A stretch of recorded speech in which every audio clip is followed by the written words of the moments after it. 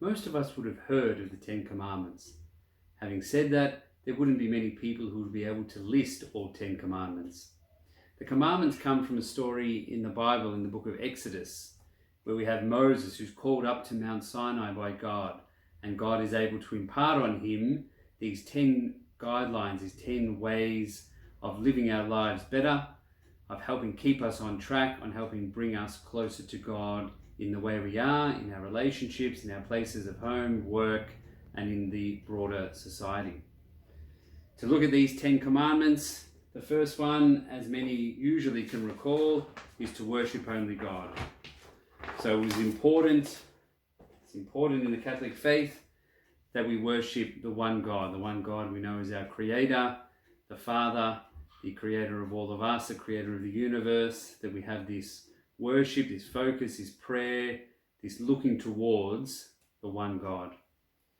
Number 2, do not use God's name in vain. So we don't criticize God. Sometimes when we go to swear, we might use certain religious names to blaspheme, to express our anger at something. So we try and avoid that and try and avoid talking ill of God. Number 3, keep the Sabbath day holy. For us as Catholics, Sunday is our day of rest. It's a day that we should spend not working, not doing chores, not doing other types of schoolwork or whatever it might be. It's a time for prayer, for going to church, for spending time with family and friends and sharing a good meal and just relaxing a little bit and preparing ourselves for that week ahead. Number 4, honor your father and mother.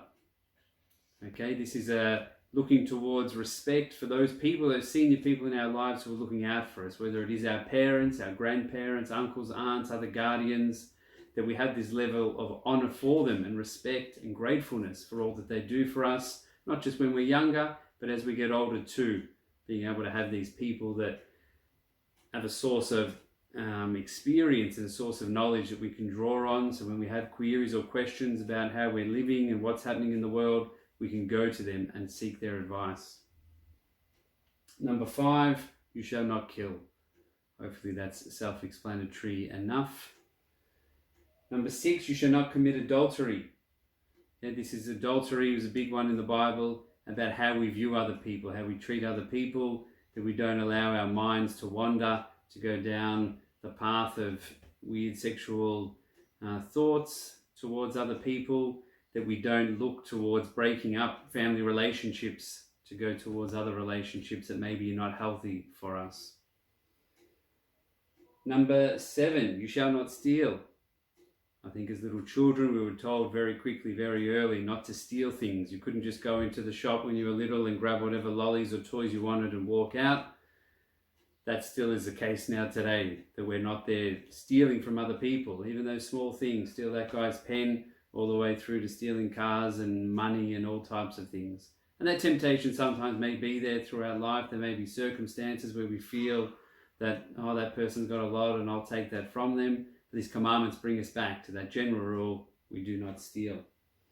Number 8, you shall not bear false witness against others, against your neighbour. The bearing of false witness is we don't talk ill of other people, we don't lie to other people, we treat people with kindness and with respect in the same way that we would want to be treated. Number 9, you shall not desire the wife of another.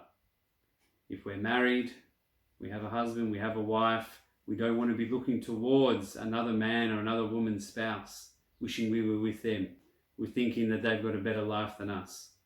Okay, having that desire for these other relationships that we don't have is something that the commandments calls us to not worry about. Focus on our own relationships and try and make them better, make them stronger. And finally there, number 10, you shall not desire the property of another.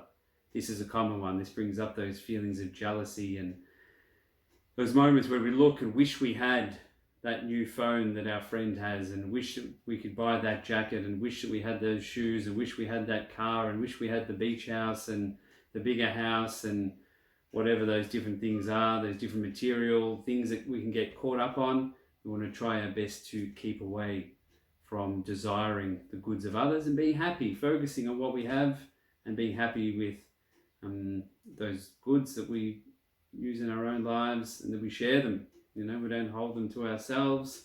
We don't get caught up being jealous towards what other people have.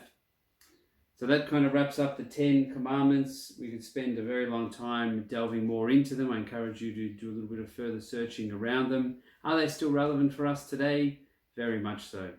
But it's keeping a mindset that it's not a pick and choose. We don't pick 3 or 4 of these that we're going to follow and then the other ones we put aside. It's trying to develop a life that looks at these and sees the benefit in all of them and embraces them all. As hard as it can be, some of these here will be very easy for us to adhere to and go, great, it's easy. You shall not kill. That could be, hopefully, for most people, a very easy one. But desiring other people's property, being jealous towards what other people have, can be a little bit difficult. Okay, keeping the Sabbath day holy, taking time for rest, can be difficult in today's world. All right, so there's plenty here for us to look at, for us to understand, for us to try and weave into our everyday lives. So we leave that for you to think about, to ponder on, but don't allow them to be something that happened many, many years ago from a story in the Bible. These are commandments that we can live actively in our day-to-day, in our lives today.